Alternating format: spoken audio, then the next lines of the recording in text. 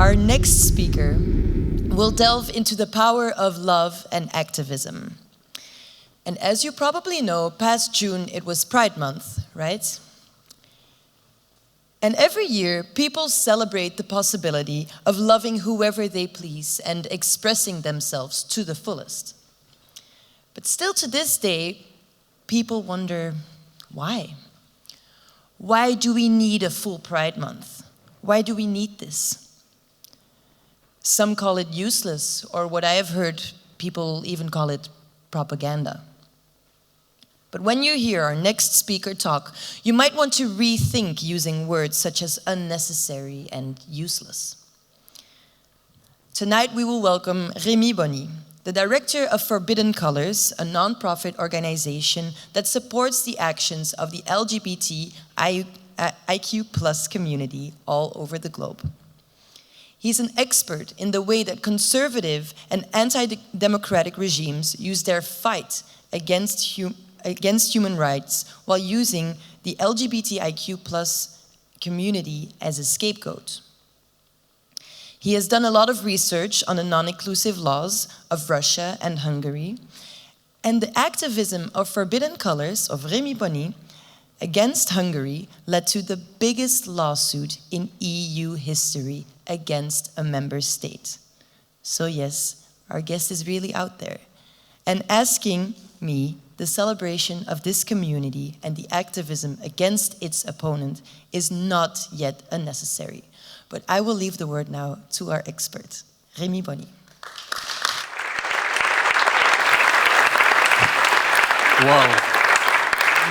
Wow, what an introduction. Hello everyone. When I was a 21-year-old student at the Free University of Brussels, I had the opportunity to go on an Erasmus Plus exchange. Different than my fellow students, I didn't choose for Spain or Italy or France. I chose for the University of Warsaw and the Polish capital. My first week in Poland, there was a so-called Black Monday protests.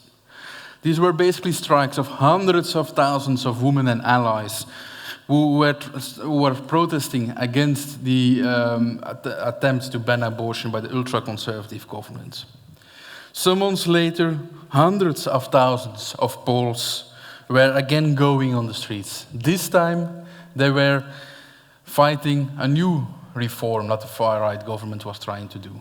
The far-right government wanted to dismantle the judiciary, to have way less independent judiciary in the country. On the day of the vote, I went to a small protest in front of the Polish parliament. Most of the protesters existed out of feminist and LGBTIQ+ activists. The moment the bill got passed in the parliament, I saw that an LGBTIQ+ activist started to cry. I approached him and asked why he was so emotional. I quote, "This is the start of the government hunting us down. And there won't be anyone anymore to protect us." 2 years later, 1 out of 3 Polish municipalities introduced so-called LGBT-free zones, referring to Jewish free zones. The moment of the vote in the Polish parliament was life-changing for me. It was the moment that I knew that I wanted to become an LGBTIQ+ activist on the European level. Back in 2017, I knew that fighting for equal rights for the LGBTIQ+ communities in Europe can only be done if there's a fundamental democratic framework. There are no LGBTIQ+ rights anywhere in the world without a decent democratic system. Today, I am the executive director of Forbidden Colors, an organization trying to deliver human rights and democracy for LGBTIQ+ people around the world. We work specifically on the intersection between LGBTIQ+ equality and democratic resilience. And our work is more necessary than ever. A wave of anti-democratic leaders is going over Europe. In 2015, the Russian parliament declassified the country's national security strategy. The defense of traditional family values is seen in Russia as a priority for the national security. What we discovered after this declassification, however, is that Russia had already set up a plan since 2011 to spread anti-LGBTQ+ narratives in Europe and across all the post-Soviet republics. The fight against the LGBTQ+ communities in Europe is part of Russia's destabilization efforts against European democracies. Since 2011, Russia has been financing and supporting ultra-conservative networks, such as an organization called the World Congress of Families. This is the so-called anti-LGBTQ+ umbrella organization. This organization has been trying to unite conservative leaders from across the world in spreading anti-LGBTQ+ policies, from American evangelical leaders close to Donald Trump, to members of parliament behind the introduction of the death penalty in Uganda, to the Hungarian parliament, to Polish ministers, and also to one of these conferences of the World Congress of Families, where I also tried to infiltrate Giorgia Meloni, the current Prime Minister of Italy.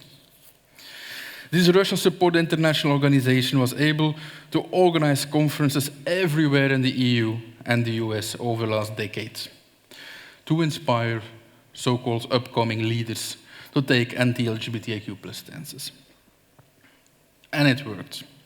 After the introduction of a so-called anti-LGBTQ+ propaganda law in Russia in 2013, Hungary, an EU member state, did the same in 2021.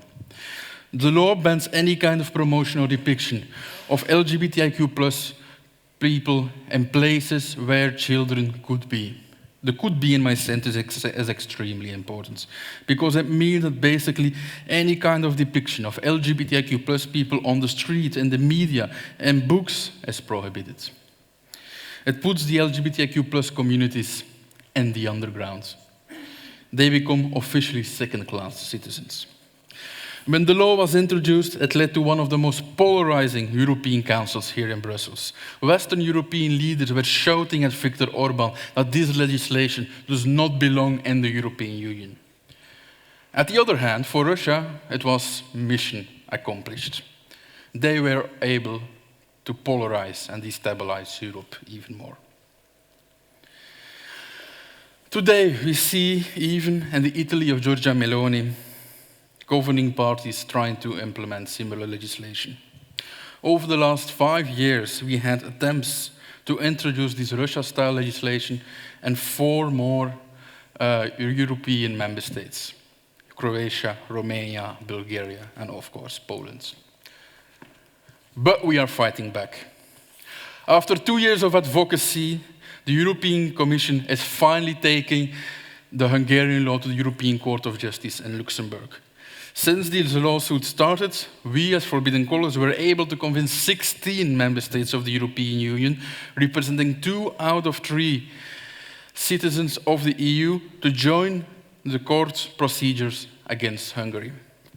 We made it, as Lieselot was already saying, by far the largest lawsuit in the history of the European Union. We don't have a ruling yet, though. But every legal expert is very clear. We will win this case. And when we win this case, it does create jurisprudence for the entire European Union.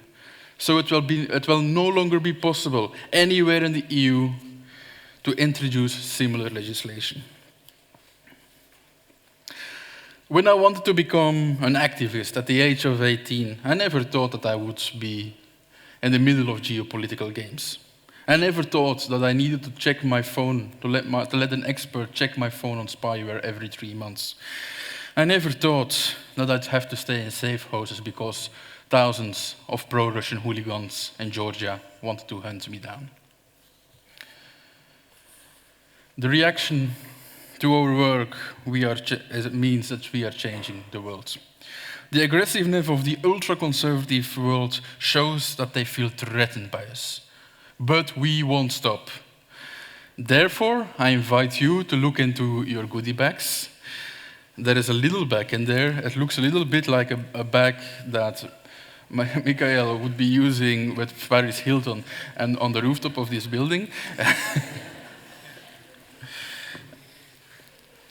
And you will find a little pen with the rainbow flag and the EU flag, like I have on my jacket.